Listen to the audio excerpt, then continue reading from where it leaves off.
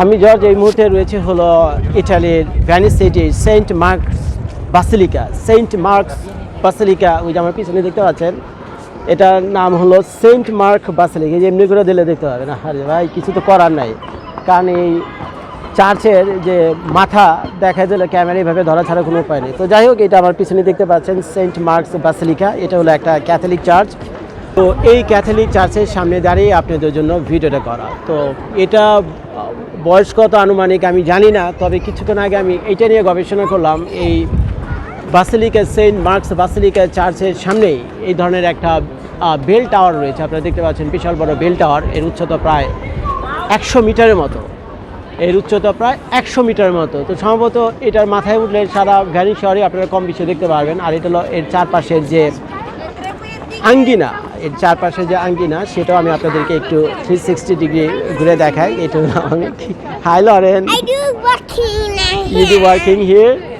আচ্ছা, তো আমি আরেকটু ঘুরে আপনাদেরকে দেখাই। 1908 সালে এটা ভেঙে চলে গেছিলো ভূমিকম্পে, তো তারপর আবার 1912 সালে পুনঃ এটা বানিয়েছে এবং এটার উচ্চতা প্রায় 100 মিটার। আর এটার নাম হলো দি বেল টাওয়ার। আর এই বেল টাওয়ারটা হলো এই সেন্ট মার্কস যে বাসিলিকা যে ক্যাথলিক চার্চটা রয়েছে তার ঠিক সামনেই আপনারা এটা দেখতে পাবেন। ইটালির ভ্যানিস সিটিতে যখন আসবেন, যে কয়টা জায়গা দেখার মতো আর কি, যেগুলো দেখার জন্যই সারা দুনিয়া থেকে মানুষ আসে, ইভেন বাংলাদেশ থেকেও আপনারা যান, তার মধ্যে প্রথমটা হলো এই রিয়ালতো ব্রিজ। তো রিয়ালতো ব্রিজের ভিডিও আমি এর আগে আপনাদেরকে দেখেছি। আর 2 নম্বরে রয়েছে হলো সেন্ট মার্কস বাসিলিকা। এটা একটা ক্যাথেড্রাল চার্চ। আর এই চার্চ বা গির্জাটা নির্মাণ করা হয়েছিল 828 থেকে 829 সালের দিকে। যদিও এটা প্রথম অবস্থায় যেভাবে নির্মাণ করা হয়েছিল, এটা চেহারা ছবি দেখতে যেমন ছিল, কিন্তু বর্তমানে এটার অনেক চেঞ্জ হয়েছে। তো ওই 828 বা 829, তারও প্রায় 200 বছর পর 11th সেঞ্চুরিতে গিয়ে এটা রিকনস্ট্রাকশন করা হয়। আর এখন এই মুহূর্তে যেটা আপনারা দেখছেন এই গির্জার যে চেহারা, এটা হলো তারও 200 বছর পরে রিকনস্ট্রাক্টেড করা। তো এটার মোট এরিয়া হলো প্রায় 8000 স্কোয়ার ফিট। এটার চাইলে আপনারা এটার ভিতরে ঢুকতে পারবেন, কিন্তু আমার সময় নেই ভাই এটার ভিতরে ঢুকে কতগুলো মূর্তি আর ছবি টবি দেখার, তো এই জন্য আমি এটার ভিতরে ঢুকিনি। তবে আপনারা যদি চান এটার ভিতরে ঢুকতে পারবেন। আর এটা ঢুকতে মনে হয় 3-4 ইউরোর মতো খরচ হয়। আর এটা ড্রেস কোড আছে, হাফ প্যান্ট পরে আবার এটার ভিতরে কিন্তু আপনারা ঢুকতে পারবেন না। তো আমি যেদিন গিয়েছিলাম এই সেন্ট মার্ক বাসিলিকাতে, তো সেদিন প্রচণ্ড বৃষ্টি ছিল সকালের দিকে, কিন্তু ওই যখন আমি সেখানে গিয়ে পৌঁছে তেমন একটা বৃষ্টি ছিল না, কিন্তু চারপাশে অনেক পানি টানি জমেছিল। আপনারা চাইলে কিন্তু এই পিয়াজেল রোমা যে জায়গাটা রয়েছে, যেটা হলো মেইন টাউন আর কি, মানে হাব এই ভ্যানিস সিটি, তো সেখানে এসে বাস থামে, সেখানে এসে ট্রেন থামে। তো আপনারা যদি ইটালি থেকে যান ভ্যানিসে, তাহলে আপনাদের ট্রেনটা সম্ভবত এই সান্তা লুসিয়া যে জায়গাটা রয়েছে ট্রেন স্টেশন, এখানে গিয়ে থামবে। আর ওখান থেকে ছোট্ট একটা কাচের ব্রিজ আছে, ওই ব্রিজটা পার হলে রাস্তার ওই পারে হলো পিয়াজেল রোমা। তো ওইখান থেকে চাইলে আপনারা ওই একটা ডে ট্রাভেল একটা কার্ড নিতে পারেন ওই ভ্যাপারতো। আপনারা জানেন যে ভ্যানিসে সড়ক যোগাযোগ ব্যবস্থা তেমন নাই। এখানে মানুষ এক জায়গা থেকে আরেক জায়গায় যাতায়াত করে হলো এই নৌপথের মাধ্যমে। তো যে কারণে আপনারা যেটা করতে পারেন সেটা হলো ওই ভ্যাপারতোর একটা ডে ট্রাভেল কার্ড কিনতে পারেন। এটা আমার যখন গিয়েছিলাম তখন আমার খরচ পড়েছিল প্রায় 25 ইউরোর মতো। তো আপনাদের হয়তো তাই হবে, আমি জানি না কত সালে আপনারা ভিডিওটা দেখছেন, কারণ আমি গিয়েছিলাম হলো 2024 সালে, হয়তো 2-1 ইউরো কম বেশি হলে হতেও পারে।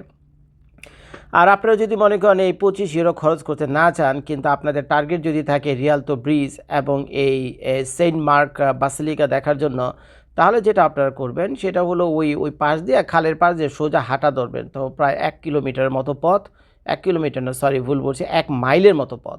তো 1 মাইল আপনাদের হেঁটে ওই বিভিন্ন অলি গলি, তারপরে অনেকগুলো ব্রিজও পারবেন আপনারা। এই খালের উপর তো ছোটো ছোটো ব্রিজ গেছে, যেটা ইটালিয়ান ভাষায় বলা হয়ে থাকে পন্তে। তো এই ব্রিজ, তারপরে ছোট অলি গলি, বাড়ি ঘরের আনাচে কানাচে দিয়ে আপনারা যদি হাঁটা ধরে, তাহলে 40 থেকে 50 মিনিটের ভিতরেই আপনারা রিয়ালতো ব্রিজ পার হয়ে তারপরে এই সেন্ট মার্ক বাসিলিকা দেখতে পাবেন। এইভাবে যদি আপনারা জান আমার কথা শোনেন, তাহলে যে 25 ইউরো যে নৌকায় জন্য ডে ট্রাভেল কার্ড হিসেবে যে নৌকায় যে ব্যয় করতেন, খরচটা করতেন, ওই খরচটা আপনাদের বেঁচে যাবে। এছাড়া এই সেন্ট মার্কস বাসিলিকাতে দেখার মতো আমি আর তেমন কিছুই পাইনি। আশেপাশে শুধু হোটেল, রেস্টুরেন্ট আর হকার ভরা, এইগুলো কাহিনী।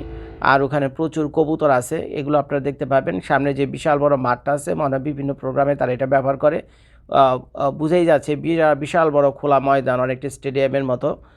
আর পাশে যেটা আরেকটা রয়েছে সেটা হলো বেল টাওয়ার, ওইটার ভিতরে ঢুকে আপনারা উপরে যেতে পারেন, লিফটও আছে সম্ভবত এটার ভিতরে, কিন্তু আমি যেদিন গিয়েছিলাম সেদিন লিফট টিফট কিছুই ছিল না, প্লাস ওই দরজাই বন্ধ, আমি ঢুকতে পারিনি। আমি ভাবছিলাম এটা তো মানে ওই হবে, লাইট হাউস আছে না, ওই যে সমুদ্রগামী জাহাজের পথ দেখা লাইট হাউস, আমি তো ভাবছিলাম প্রথমে এইটা, তারপরে ভাবছিলাম হয়তো এইটার উপর উঠে শুনছি যেহেতু বেল টাওয়ার উপরে একটা বেল আছে, তাহলে ঘন্টা টন্টা বাজে আশেপাশে আশেপাশে যারা কিনে ধর্মকর্ম পালন করে তো তাদেরকে ডাকাডাকি করে, কারণ পাশেই তো গির্জা, ওই যে Saint Mark's basilica cathedral church, তো সেইখানে ডাকার জন্য। পরে শুনলাম যে না, আসলে এটা বানানো হয়েছিল, এটার ভিতরে বলে একটা মার্কেট ছিল। এই লম্বা টাওয়ারের ভিতরে মার্কেট করতে গেল, কি মার্কেট করছে এর ভিতরে কে জানে। তো যাই হোক, লিখছে তো তাই। আরেকটা ভালো কথা আমি বলে দিই আপনাদেরকে, সেটা হলো এই ভ্যানিসে কিন্তু অনেক বছর আগে, প্রায় 1000 বছর আগে এখানে রাজত্ব করতে হলো ডোগ, মানে রাজাদের পদবি ছিল ডোগ। যেমন আমরা আমাদের ধর্মের ভাষায় বলে না খলিফা, নাকি খলিফা হয় না, আমাদের 4 খলিফা আছে, এরকম তাদের ছিল ডোগ। তারপরে এক এক দেশে প্রেসিডেন্ট থাকে, তারপরে রাজা থাকে, তারপরে সম্রাট থাকে, প্রধানমন্ত্রী থাকে, মানে executive chief of the country বলতে যা বোঝায়। তো সেই সময়ে এই ভ্যানিসে যারা রাজত্ব করতো তাদেরকে, এই রাজাদেরকে বলা হয়ে থাকে ডোগ। এই ডোগদের প্রাইভেট মানে ব্যক্তিগত ধর্ম উপাসনালয় ছিল এই সেন্ট মার্কস ব্যাসিলিকা, বুঝছেন। কিন্তু তারও পরে কয়েকশো বছর পরে এটা পাবলিকদের জন্য উন্মুক্ত করে দেওয়া হয়।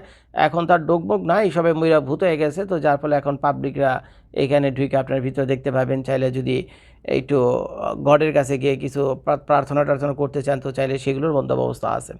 তো যাই হোক ভাই, তো চলেন, এই চারপাশে আমি ঘুরে টেরা দেখছি, তো আমার চোখে আর তেমন কিছু পড়েনি আপনাদেরকে বলার মতো বা দেখার মতো। তো চলেন এখন আমরা আগে বাড়ি। ওইখানে আপনারা ওই যে নৌকার কথা বললাম, ওটা তো 25 ইউরো নেয়, সেটাতে না উঠেও আপনারা ওই 25 ইউরো খরচ না করে পায়ে হেঁটা ভ্যানিসে যে পিএসএল রোমা, পিএসএলে যে রোমা জায়গাটা রয়েছে, ওই বাস স্টেশন তারপরে ট্রেন স্টেশন সব এক জায়গায় মোটামুটি। তো পিএসএল এর রোমা, ওইখান থেকে আপনারা ওই পায়ে হেঁটেও আপনারা এখানে আসতে পারেন, ওয়াটার ট্যাক্সির 25 ইউরো খরচ করার দরকার নাই। তো এই ভিডিওর মাধ্যমে যেটা আমি আপনাদেরকে বুঝলাম আর যে বুদ্ধিটা দিয়ে দিলাম, সেটা হলো কম পয়সায় আপনারা চাইলে এটাতে আসতে পারেন, পায়ে হেঁটে আসতে পারবেন, আরও ভালো হবে আপনাদের জন্য, বিভিন্ন জায়গায় দেখে ঠিক তারপরে আসতে পারবেন। তো এই যে সেন্ট মার্কস বাসিলিকার যে ক্যাথলিক চার্চ আর এইটা, আর হইলে আপনার ওই যে বেল টাওয়ার, এই দুইটা হলো পাশাপাশি। আর এইটার ঘটনা যতদূর আমি শুনলাম, এটা হলো পৃথিবীর সবচেয়ে পুরনো দ্বিতীয় ক্যাথলিক চার্চ। প্রথম ক্যাথলিক চার্চটা হলো ইসের সবচেয়ে পুরনো ক্যাথলিক চার্চ, আর বড় ক্যাথলিক চার্চ সেটা হলো ভ্যাটিকান সিটিতে। তা আমি যাব 22 তারিখে বা 23 তারিখে সম্ভবত আমি ভ্যাটিকান সিটিতে যাব। আর আজকে আমি ভিডিওটা করছি হলো মার্চ মাসের 15 তারিখে, যদি আমি ভুল না করে থাকি। তো এই সেই ক্যাথলিক চার্চ, চাইলে আপনি টিকিট কেটে ভিতরে ঢুকতে পারবেন, কিন্তু আসলে ক্যাথলিক চার্চের ভিতরে গিয়ে ঢুকে ওই ফাদারের একটা বড় ছবি আছে ভিতরে, ওইটা দেখে আমার পোষাবে না, বুঝছেন, সময়টা নষ্ট হবে। এর চেয়ে ভালো আমি বাইরে দিয়ে ঘুরে গেলে আমি আপনাদেরকে দেখে নিয়ে যাই। তো যাই হোক ভাই, ভিডিও দেখার জন্য অনেক অনেক ধন্যবাদ। অনেক বুদ্ধি পরামর্শ দিলাম, পয়সা কেমনে বাঁচাবেন সেটাও টিপস দিয়ে দিলাম। পায়ে হেঁটে ডাইরেক্ট হাঁটা দেবেন, বুঝছেন, কোনো লুকোমুখো দরকার নেই, হ্যাঁ বলবেন এখানে। তোর এত ফান করতে হবে না, ঠিক আছে, তুমি বেরিয়ে থাকো।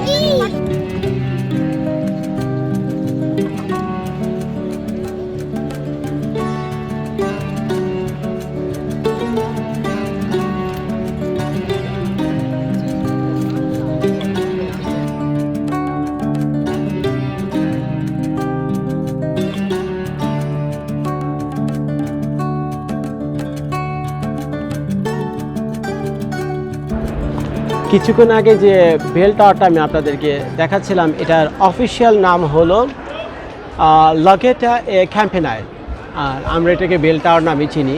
তো এখানে 3টা ভাষায় না, বেশ কয়েকটা ভাষায় এটার ইতিহাস সম্পর্কে মোটামুটি কিছু লেখা রয়েছে, এবং এটা হলো ইউনেস্কোর একটা ওয়ার্ল্ড হেরিটেজ। ওই যে লেখা আছে না পিয়েজা সান মার্কো, পিয়েজা সান মার্কো, এই সেই ইউনেস্কোর বসানো, দেখছেন। এই ইউনেস্কোর ছাপ্পা বা সিল যেখানে দেবেন সেটা মনে করবেন এটা হলো ইউনেস্কোর একটা রেজিস্টার্ড সাইট, মানে ওয়ার্ল্ড হেরিটেজ সাইট, মানে দেখার মতো একটা সাইট, সোজা কথা।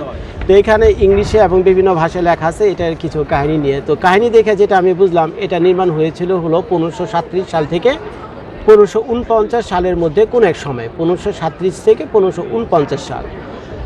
তো এটা তারপরে প্রায়, আর এটার ওজন এখানে এটার ওজন বলি কেন, এটা হলো কত মিটার উঁচু সেটাও লেখা আছে, প্রায় 99 মিটার উঁচু। আর এটা বিল করা হয়েছিল প্রায় কত 1200 সেঞ্চুরিতে, আচ্ছা 1200 সালে এটা নির্মাণ করা হয়েছে। আর এটা কি ছিল? The legendary building originally use for small shops. আসলে এটা আমি প্রথম ভাবছিলাম যে গির্জায় যারা নামাজটা গির্জায় যারা মানে কী করতে হবে, প্রার্থনা করতে আসবে, সম্ভবত তাদেরকে ডাকার জন্য আমরা মসজিদে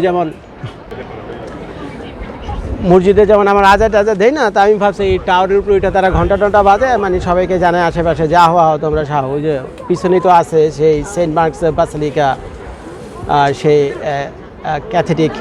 ক্যাথলিক চার্চ, তো ওইখানে আইসা তো তার প্রার্থনা করার জন্য। কিন্তু পরে শুনলাম যে না, এইখানে তারা ওই হাট বাজার বসো, বেচা কেনা হইতো, তারপরে অনেক দোকানপাট বলেছিল এটার ভিতরে। তো আমি বুঝি না এটার ভিতরে দোকানপাট করার কী হলো, হ্যাঁ? এই জায়গা খুঁজে পাইনি, এটার ভিতরে দোকানপাট, এটার কথা বলছে না, দোকানপাট এখানে ছিল এটার কথা বলছে, মনে এটার কথা হবে, এইটার ভিতরে দোকানপাট কীভাবে করবে আমি তো জানি না, কিন্তু এখানে তাই লেখা আছে। এই 1200 সেঞ্চুরির দিকে 12th সেঞ্চুরিতে যে বেল টাওয়ার ছিল, এই বেল টাওয়ার সেই বেল টাওয়ার না, এটা পুনরায় নির্মাণ করা হলো 1908 সালে। তো যাই হোক, আমি আপনাদেরকে পুরো সেই সানমার্ক এরিয়াটা আরেকটু দেখাই। তো চলে সামনে যাই, এটার ভিতরে তো উঠারও ব্যবস্থা আছে। এখন আজকে উঠে কিনা তা তো জানি না, প্রায় 100 মিটার এটার উঁচু, সামনে দ্বারা দেখাও যায় না, তা আসো হইয়া। তো এখানে তো বৃষ্টি ছিল বুঝছেন, সকাল থেকে অনেক বৃষ্টি ছিল, যার ফলে এখানে পানি ভরা। শুনছি রাত্রে এখানে দোকানপাটের বাতি টাতি জ্বলে, তো অপূর্ব একটা সুন্দর পরিবেশ থাকে। তা এগুলো তার সময় হবে না রাত্রে এসে বাতি দেখা যায় না, এটা রাত্রে এসে আলোকসজ্জা দেখা টাইম পাস করা যাবে না বুঝছেন। যদি আপনারা কখন আসেন টাইম নিয়ে, রাত্রে বসে এখানে ওই যে দোকানপাটে বাতি জ্বালাবে, ওই যে আমি আপনাদেরকে দেখে ওই যে চারদিকে বাতি রাখানো আছে, দেখছেন? একটা ডোরের উপরে দেখছো বাতি যে লাগানো, কালো কালো বাতিগুলো দেখছো? রাত্রে লাগাইবে, হ্যাঁ রাতের বেলা, তারপরে এগুলো জ্বললে বলে এগুলো খুব সুন্দর একটা অপূর্ব মানে সুন্দর একটা ভিউ পাওয়া যায়। তো ভাই দেখার সময় আমার নাই। তো সেন্ট মার্কো বাসিলিকাটা আপনারা ভালো করে দেখেন, এখান থেকে আরেকটু সুন্দর ভালো মতো দেখতে পারবেন। তো এটাই হলো সবচেয়ে আকর্ষণীয়, যেখানে মেইন মানুষ আসে বুঝছেন, মানুষজন সচরাচর এই ভ্যানিসে যে কারণে আসে, এটি হলো সবচেয়ে বড় আকর্ষণ। সবচেয়ে বড় আর পুরনো ক্যাথলিক চার্চ হলো ভ্যাটিকান সিটিতে, আর দ্বিতীয়টা হলো এই ভ্যানিসে। তো যার ফলে এখন দুটোটাই হলো ইটালিতে। তো বহু মানুষ এখানে এটা দেখার জন্য আসে। আর এর পাশেই বেল টাওয়ার দেখতে পাচ্ছেন আপনারা, আমি একটু ক্যামেরা দেখাই আমি আপনাদেরকে। এই হলো বেল টাওয়ার, আর ওই পুরো আঙ্গিনাটা দেখতে পাচ্ছেন, যে গোল চক্করটা দেখতে পাচ্ছেন, এটা হলো সান মার্কো।